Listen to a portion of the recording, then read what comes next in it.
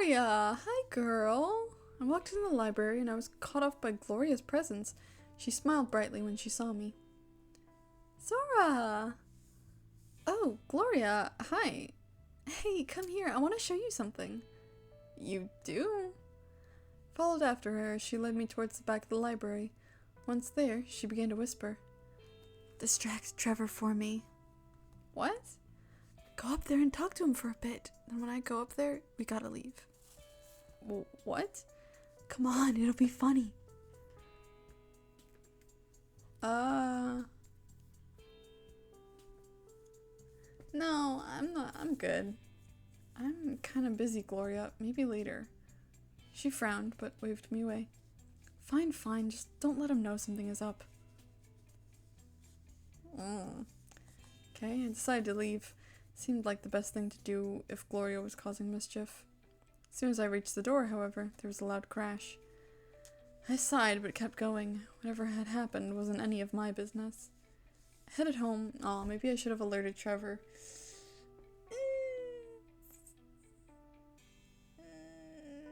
I don't know what she was doing, so maybe it was nothing, but, what did you say about eating an apple? Random. Okay. Gloria is the only character we don't have a heart with. I came in and went to look at the board. I learned my daily assignment, changed, and started to sit up on bench case. I'm yawning again. Oh, I stopped my yawn. Vince came to the center of the room and shouted, I need everyone's attention. We all fell silent and looked at him. I've got a call that something is going on at the community center.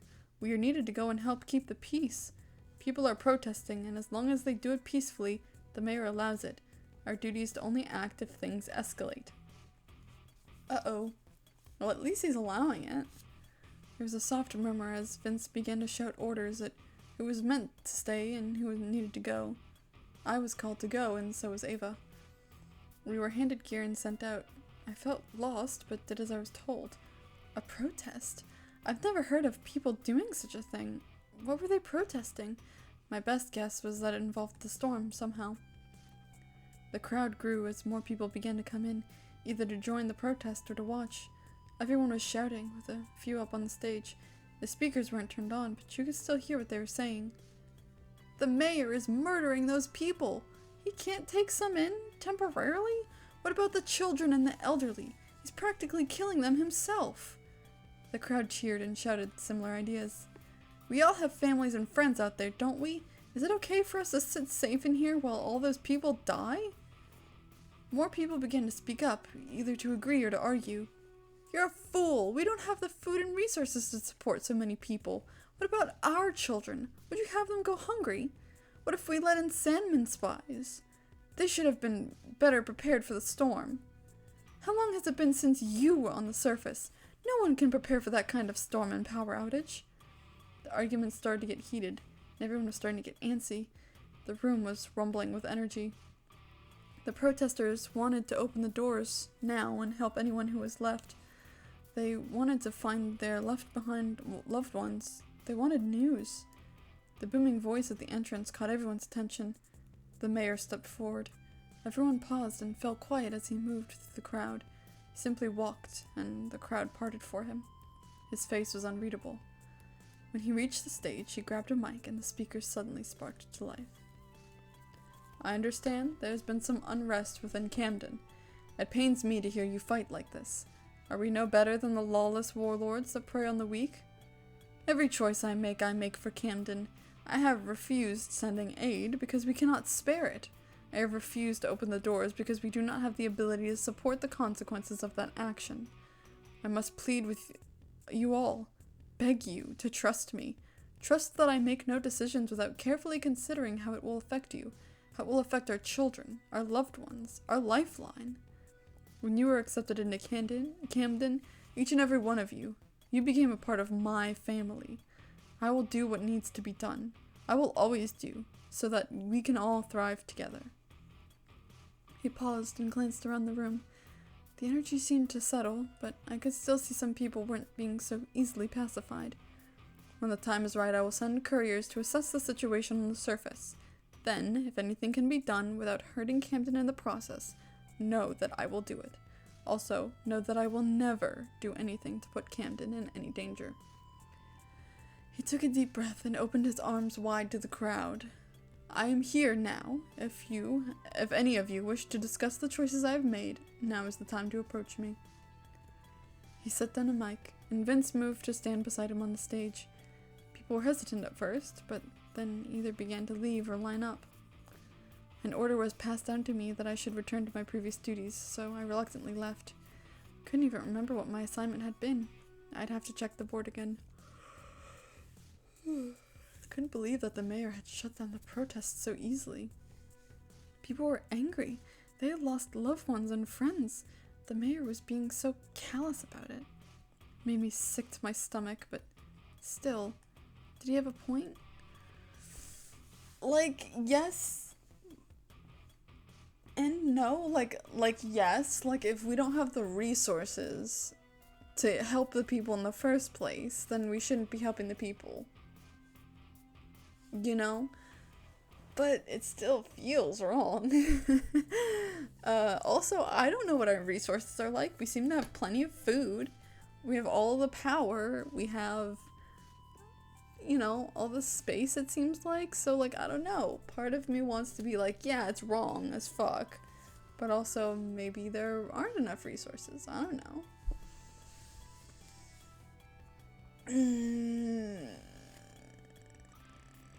I don't like these hard-hitting moral questions that this game is trying to throw at me. I'm gonna say it's... I don't know. That's what my heart tells me to choose. We could have sheltered people until the power station was running again. The doors should have been opened. At the very least, could have shared some supplies. Tried to shake the darker thoughts away and focus on what I needed to do. Now wasn't the time to get lost in my own mind. There was work to do. I returned to check my assignment, and then got to work with some paperwork. As I worked, people came in and left with good frequency. Then Vince finally returned. He called a meeting, so we all gathered to see what he had to say. Ava sidled up next to me, looking tense and distracted. We haven't seen her since before the storm on the surface, right? Things are tense now. We need to double down on our presence within the community. They need to know that they are safe. I don't like this. She hadn't really spoken to anyone. When I glanced over, she was looking down at her hands and scowling. Ava, like it or not, it is our responsibility to keep the peace. Ava looked up at him, frowning. Yes, sir. He seemed satisfied and began to outline a new plan of action for similar occurrences. It was getting late and I was tired. Time for bed. Oh. My standing went up. Yeah, that's a tough one. It's really tough. Because it's like... I don't know. It's tough. I'm surprised my stress hasn't gone up at all. Especially since... Well, right now, especially. But also... Like, after... just the storm in general. I'm surprised our stress hasn't gone up any. Things were quite intense as Vince continued to prep us for the future protest events and crowd control. Ava was quieter than usual, but if she had concerns, she kept them to herself. Vince looked tired, and the other officers looked as bewildered as the rest of us. I could feel a bit of a shift in Camden, but I couldn't really put it into words. Tried to focus on everything Vince told us to do, hoped things settled down in some way. The mayor would just have to act on all these promises he was making. Work was over, and I had time to kill, so Icarus again. Ah, Ava! Speaking of, Ava swaggered around one of the pool tables and smiled when our eyes met. She mouthed, "Watch this," and leaned over to take a shot. She smacked the ball, and it hit the corner, and nothing else. I could hear her curse from here. Yes. That's awesome. Oh my god, that's a total me move to make. Check this shit out. Completely fucks it up. I covered my mouth so she wouldn't see me laughing. She handed off her pool stick and headed in my direction. I'm usually a lot better at that. It was still very impressive. That I missed? It was a very skilled miss. She laughed and sat beside me. I'll teach you to play sometime. It's a lot of fun. Sure. I'd like to learn. Might be fun. I'm a great teacher, so you'll get the hang of it in no time. Should I buy you a drink? No, I can't stay. She frowned and sighed. I was just on a break. Gotta get back to work soon. Really? This late? I'm doing some extra guard duty stuff. She tapped on her knees and glanced behind me at some other security officers. They waved her over. I guess you gotta go. Yeah, work, work, work. Need to keep this place safe. She smiled and hopped to her feet, then chased after the others. Things are busier than usual here. I'm feeling like, okay, I was about to say that I feel like I chose the right profession as far as like the story being interesting and stuff, but I wonder if like the events change depending on what like career you choose. Like if I had chose the greenhouse, would this protest and everything even be happening? Because if it was, if it's like a set story event, then I feel like I chose the right career for as far as interesting things happening. Things were busier than usual here. The air was noisy with chatter, and I could hear shouting coming from the interrogation room. I went to see what I was assigned, but Vince appeared and pulled me away. He took me to the evidence room and pointed out a plant. You know anything about this? It's a starlo weed. People smoke it on the surface to hallucinate. He nodded. That's what we thought. Someone must have smuggled it in, but I'll ask Jude in the greenhouse just in case. With that, he dismissed me. I didn't think they'd grow something like that in the greenhouse. There were safer plants that had similar properties, I think. Got back to work and wondered how someone was able to smuggle something from the surface into Camden. With that large door shut, how could anyone get in, anything in or out without people knowing? Tabby was sitting in the gym, reading a book and taking notes. What you studying? I'm practicing calculus. You're like 9. What? What do you mean you're practicing calculus? You're a baby. Oh, I don't know calculus. She looked at me as if I was the dumbest person in the world. Calculus, it's math. Why didn't you just call it math? You know there are different kinds of mathematics, don't you? Different kinds? She sighed and patted the ground to get me to sit beside her. Then she showed me her paper. It was covered in strange symbols and numbers. Holy shit. You didn't study this stuff when you were growing up? No, I was learning other stuff. Survival stuff. Like what? I don't know, stuff. Like surviving, self-defense, or whatever. How is that math stuff going to help you? It's way more advanced than anything I've ever needed. You have to know more stuff to do more complicated things, like building geothermal reactors, or designing visual devices from scratch, or... I get it. I sat beside her and glanced over her work. Do you want me to teach you? No. Nope, I have not been in school for a long time. I want to keep it that way, especially math. I hate math. I'm good. Thank you for the offer, Tabby, but I'm good. I don't want to distract you from your studies like that. Okay, well if you're going to keep coming here to hang out with me, then I'll leave my study stuff at home. Alright, just don't stop learning because of me. She smirked at me. Whatever, you're so weird for a surface lander. Alright, damn. That's an interesting thought though. Like, there's definitely like a lot of culture shock, especially between her and Tabby specifically, because my character was born on the surface, knows nothing about this sheltered, I guess, kind of life, and Tabby knows only that and knows nothing about what it's like on the surface. So it's actually really interesting to see them like interact and be like, wait, what the fuck is calculus? And this like little child is like, what? That's great. It's getting late, so she had to leave. I decided to go home too. Okay. Got up and headed out to grab coffee. It's just another day on the security force. Did target practice. Same old, same old. Oh, it's been 5 weeks, so it's been about a month since we left, or since we came. Since we've been here. Did I go to... Yeah, okay, so the library next. Hey, Trev! The library was really busy tonight. I saw Trevor surrounded by children and looking overwhelmed. I glanced around, but I didn't see Brian anywhere. I had never seen so many kids in one place. No idea why they were all here now. What's going on? Trevor grimaced, but actually seemed relieved to see me. Miss Miller thought it would be good to have a story time. I suppose she assumed I would cooperate. I almost felt bad for him.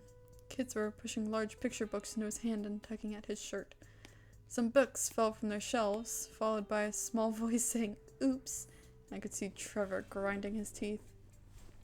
I'll help him, obviously. With a heavy sigh, I decided to help Trevor out. I grabbed one of the books that had been shoved at him and got the kids to follow me. Took them to the back and read through several books until parents began to filter in and take their kids home. When they were finally gone, I leaned back and closed my eyes. That had been exhausting. They're gone. I know. You can go now, too.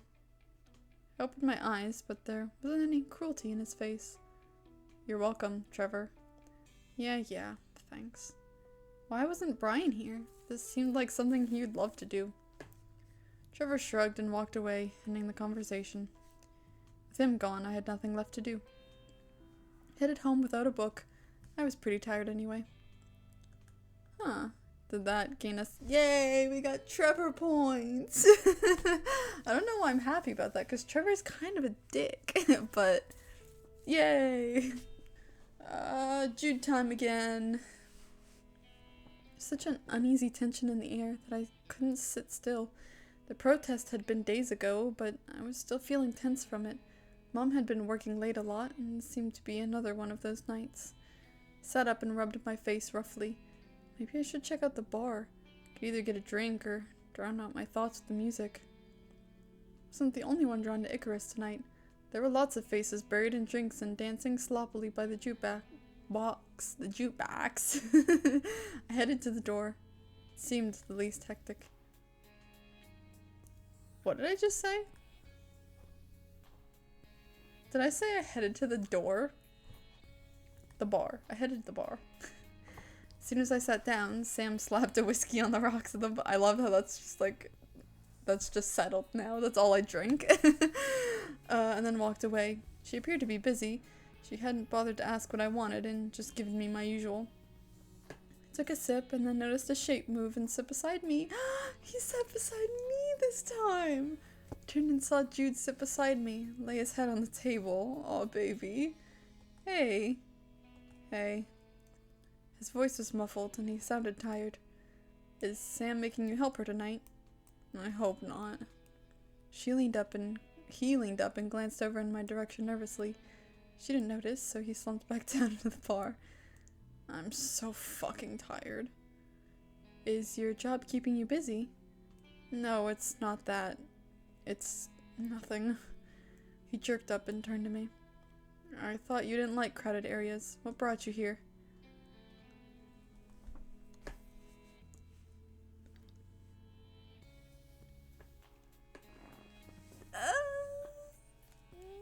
I mean, true. I did, well, to be technical, she only got a drink because she was stressed. But I clicked the Jude option and therefore came here because I knew I would see him. So, what do we say? Would he like to know that I want to see him? I don't know. He seems pretty, like, reserved, I guess, or like recluse, maybe would be more the word. And he seems to, like, not like that kind of thing as much. You know, like being... I don't know, mushy isn't the right word. I'm just telling him that I wanted to see him. But you know what I mean. Maybe you don't know what I mean. I don't think anyone's ever known what I meant about anything. So probably not.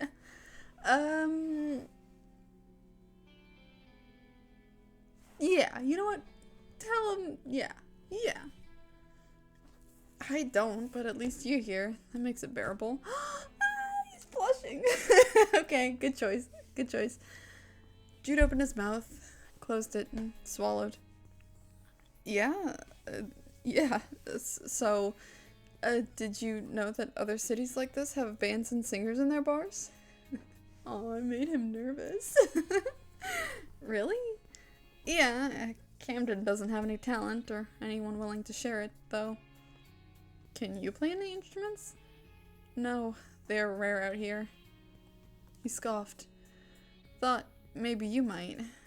Me? Yeah, do you play or sing? I stopped to think. I'd never gotten a hold of an instrument, and sure I sang from time to time, but not where anyone might hear me. Finally, I shook my head. No, but why would you think so? Jude shrugged and poked at something on the bar.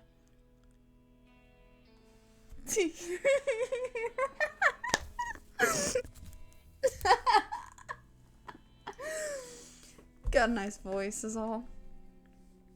He shrugged and pushed away. Pushed away the bar to sit up straight. I need to get some sleep. Later.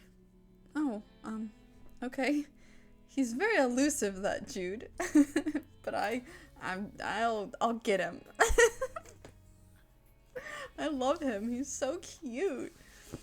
He thought I had a nice voice. I'd never heard something like that before. But it was nice. Probably should have thanked him, but he left so quickly.